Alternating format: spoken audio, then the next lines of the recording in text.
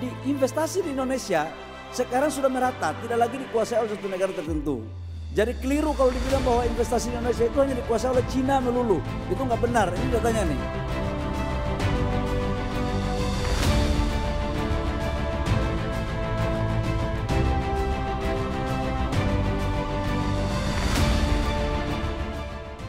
Bapak Ibu semua, kalau kita bicara tentang investasi, kita tahu bahwa pertumbuhan ekonomi nasional, teman-teman perbankan udah tahu, di saat ekonomi global yang tidak menentu, geopolitik yang terjadi yang juga tidak terlalu menggembirakan, perang Ukraina Rusia yang belum berakhir, muncul lagi sekarang Israel dan Palestina, dan ini sangat memukul kondisi geopolitik global yang berdampak pada persoalan ekonomi. Tetapi di Indonesia juga mengalami hal yang tidak kalah ruwetnya, Pak Enggar. Hari ini kita mengalami menjelang pemilu. Saya tadi baru pulang mengantarkan pasangan calon. Satu pasangan calon yang baru mendaftar. Tidak boleh saya sebut namanya. Nanti dikirain saya kampanye lagi di sini. Tapi kalau Bapak Ibu sudah tahu juga jauh lebih baik, saya pikir begitu. Karena BTV pasti akan menyampaikan itu. Di hampir semua dunia dan di hampir semua kejadian di negara kita, setiap menjelang pemilu itu terjadi wait and see investor. Itu rata-rata. Tetapi kita bersyukur bahwa di Indonesia, alhamdulillah, target investasi kita di tahun 2023 itu sebesar 1.400 triliun rupiah. Dan di tahun 2022 kita mampu mencatat 1.200 triliun rupiah. Dan kemarin kita rilis kuartal ketiga, jadi dari Januari sampai September kita sudah mencapai kurang lebih sekitar 75,4 atau 0,5% dari total target 1.400 triliun rupiah. Dan Bapak Ibu semua, saya optimis bahwa target 1.400 triliun ini akan tercapai. Pak Nur sudah sampaikan ini belum? Sudah ya? Wah, ini gara-gara pemain pengganti kita lupa. Nah, tetapi yang saya mau sampaikan, negara-negara Pak Nurul sudah disampaikan. Ini BNI harus catat nih, BNI. Jadi negara-negara dari mana saja yang masuk ke Indonesia, yang pertama itu adalah Singapura. Jadi Singapura masih tetap nomor pertama yang masuk FDI kita di Indonesia. Tapi Singapura ini, sebagian besar, ini bukan uang orang Singapura. Ini sebagian uang orang Indonesia dan atau Singapura jadi hub. Yang menjadi persoalan adalah kenapa BNI tidak mampu merayu orang-orang Indonesia yang punya duit, kenapa harus taruh di Singapura? Ini tantangan. Dan marketing intelijen saya udah mengecek di sana bahwa memang hampir semua yang masuk itu uang-uang orang-orang Indonesia, termasuk uangnya Bang Enggar juga di sana. Ya mungkin ini akibat karena ada strategi untuk pajak dan macam-macam. Ya saya juga dulu waktu jadi pengusaha ada begitu-begitunya gitu kira-kira. Ya udahlah, kita jangan ada dusta di antara kita lah. Tapi dari hari ke hari perubahan regulasi itu memberikan dampak yang positif bagi bagaimana kemudian untuk kita menjalankan aktivitas bisnis kita secara baik. Yang kedua, teman-teman dari China, Hong Kong, kemudian Korea, Jepang, bahkan sekarang Amerika masuk menjadi salah satu nomor 5 dan 2 negara dari Eropa. Jadi Pak Enggar dan teman-teman semua, di investasi di Indonesia sekarang sudah merata, tidak lagi dikuasai oleh satu negara tertentu. Jadi keliru kalau dibilang bahwa investasi di Indonesia itu hanya dikuasai oleh Cina melulu. Itu nggak benar, ini datanya nih. Nah ini waktu saya masih aktivis kita punya prinsip, hanya kepada Tuhan kita percaya, manusia butuh data. Nah saya tidak mau datang bicara di sini tidak membawa data. Itu satu. Yang kedua, arah kebijakan negara kita ke depan kita dorong ke hilirisasi. Bapak Ibu semua, saya ingin menyampaikan secara lugas.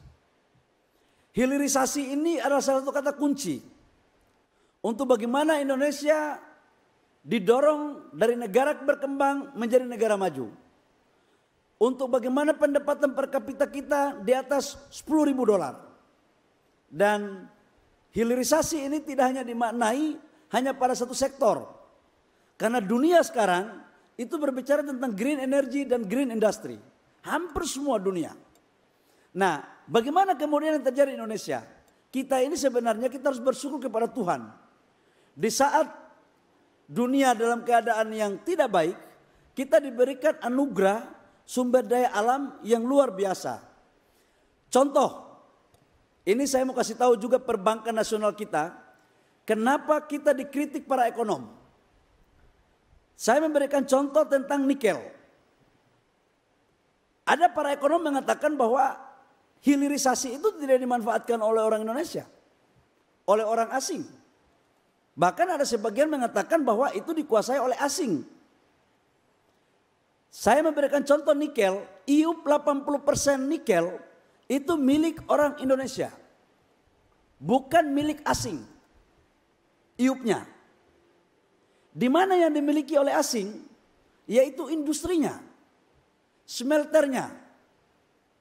Smelternya ini dimiliki oleh asing. Kenapa? Karena memang perbankan asinglah yang mau membiayai untuk pembangunan industri itu. Di saat bersamaan IRR untuk membangun smelter nikel itu 5-6 tahun break even point untuk NPI. Nah, pertanyaan saya adalah kenapa perbankan gak mau melihat ini? Perbankan hanya mau melihat kredit standby long. Padahal ini sangat bagus sekali. Mana ada investasi bisnis 5-6 tahun break even point? Nah, ini tantangan untuk kita. Jadi saya ingin menyampaikan oleh senior-senior saya, pemikir ekonomi hebat, yang mengatakan bahwa hasil devisa daripada hilirisasi lebih banyak dimanfaatkan oleh asing, itu saya ingin mengatakan bahwa ada benarnya, ada tidak benarnya juga. Yang benarnya itu adalah dia harus mengembalikan untuk membayar utang dan bunga karena kredit semuanya kredit luar negeri, tetapi untuk keuntungan dan OPEX-nya itu semua masuk di Indonesia. Bagaimana caranya? Saya menyarankan agar harus ada kolaborasi perbankan nasional dan investor nasional untuk membangun industri-industri strategis yang IRR-nya itu bagus. Karena itu opportunity sangat bagus sekali. Itu satu. Yang kedua Bapak Ibu semua, terkait dengan industri turunan lain. Di Kementerian Investasi sudah kita membuat yang namanya perencanaan hilirisasi sampai dengan 2040 menuju Indonesia 2045. Total investasi yang kita butuhkan sebesar 545,5 miliar US dollar. Ini sebagai prasyarat untuk Indonesia menjadi negara maju. Dan itu ada pada 21 komoditas dan 8 sektor. Jadi dari ikan, dari rumput laut, dari kayu, kemudian dari oil and gas. Sebagai contoh Pak Enggar, hari ini kita masih impor 7 juta ton LPG. 7 juta ton Bapak Ibu semua. Harga LPG sekarang naik, subsidinya bisa mencapai 100 triliun lebih. Itu subsidi LPG. Karena yang kita beli itu 850 dolar sampai 900 dolar per ton. Tapi kita jual dengan harga 5.700 sampai 6.000, sisanya subsidi. Kali 7 juta. Ini industri hilirnya belum masuk di Indonesia. Sebagian kecil yang masuk. Nah, ke depan hal-hal seperti ini yang kita harus clearkan. Nah, sekali lagi adalah ini juga butuh kolaborasi dengan perbankan. Karena negara nggak punya cukup duit untuk memberikan PMN kepada BUMN untuk membangun hilirisasi. Jadi Bapak Ibu semua, dan ini sudah semi FS.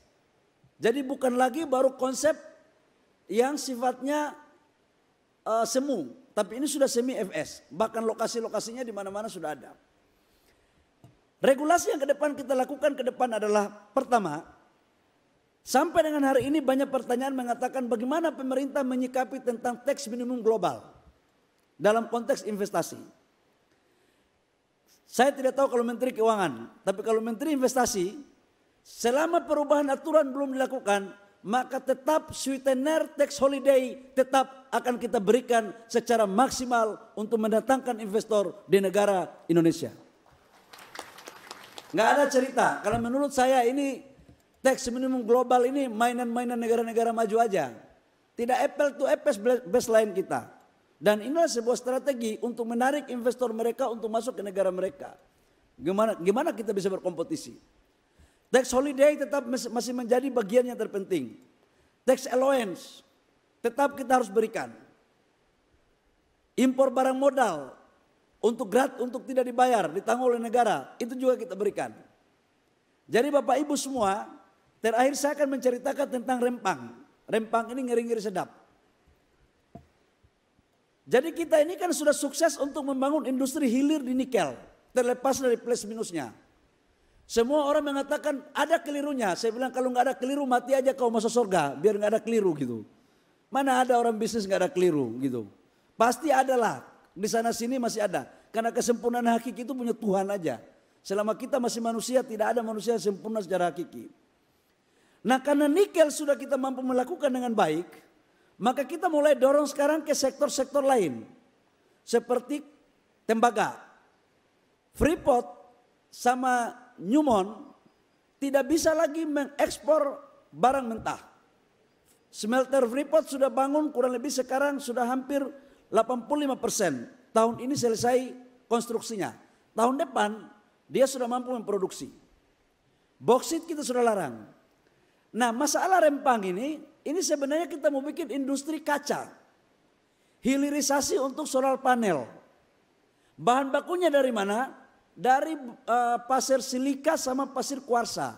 Dan itu kita paling besar di Kalimantan. Nah ini untuk ke depan green energy itu semua dunia akan membutuhkan solar panel. Walhasil kita bikin Rempang. Itulah jadi isu segala macam. Padahal Rempang ini kan urusannya adalah dengan BP Batam. Lagi-lagi ini dijadikan sebagai bagian yang menjadi perdebatan yang tak kunjung selesai. Tapi alhamdulillah atas binaan Pak Enggar saya turun diperintah oleh Bapak Presiden. Dan alhamdulillah dari 900 kakak yang sudah siap untuk merelokasi sukarela sudah hampir 500 dan sudah hampir 100 sekarang sudah ada di tempat di mana mereka kita relokasikan. Jadi Bapak Ibu semua, memang investasi ini gak gampang memang. Jangankan investasi besar, mau bangun grosir aja susah kok. Belum lagi FS-nya macam-macam. Apalagi bicara tentang kompetisi antara negara-negara yang lain. Jadi ini Bapak Ibu semua. Nah, dalam perspektif itu kemudian kami berpandangan bahwa salah satu ciri investasi yang berkualitas itu adalah bagaimana pemerataan investasi antara Jawa dan luar Jawa, kemudian harus ada kolaborasi. Tadi saya begitu di ruang pas saya masuk ada partnernya Pak Enggar mengatakan bahwa tugas kita adalah harus menciptakan uang. Orang menangis harus ada uang, orang senang pun kita harus ciptakan uang. Saya bilang kalau orang setengah susah dan setengah senang bagaimana? Harus juga kita ciptakan uang. Nah oleh karena itu pemerintah Indonesia lewat peraturan Menteri Investasi kita mewajibkan setiap investor yang masuk harus kolaborasi dengan pengusaha-pengusaha daerah. Wajib. Supaya jangan hanya kue ekonomi itu dikuasai oleh orang tertentu aja. Sampai ayam tumbuh gigi pun gak bisa kita mewujudkan pemerataan pertumbuhan ekonomi dan meningkatkan kualitas ekonomi daerah. Saya sebagai orang daerah pernah merasakan bagaimana sumber daya alam kami dikeruk, diolah dan habis SDM kami, SDA kami, masyarakatnya, pengusahanya begitu-begitu aja. Dan saya ingin bahwa investasi yang masuk orang daerah bisa terangkat, pengusaha nasional bisa terangkat, dan investor dari dalam maupun luar negeri juga bisa terangkat.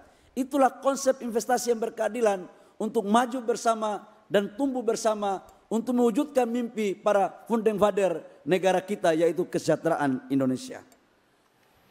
Saya pikir hanya itu Pak Nurul yang perlu saya sampaikan. Kalau ada satu hal dan lain hal karena saya harus kembali lagi pada tugas utama karena Pak Enggar ini senior saya dulu. Saya masih ingat betul waktu saya masih jadi ketua umum HIPMI, sekalipun beliau sibuk, kalau saya minta waktu selalu dikasih. Jadi saya merasa kualat kalau tidak datang menghadiri undangan beliau. Tadi saya masih di KPU, tapi saya lompat dari KPU, saya bilang nggak bisa. Nanti nilai persahabatan saya, nilai ketaatan saya sebagai junior kepada senior berkurang. Bagi saya jabatan itu bukan sesuatu yang kekal.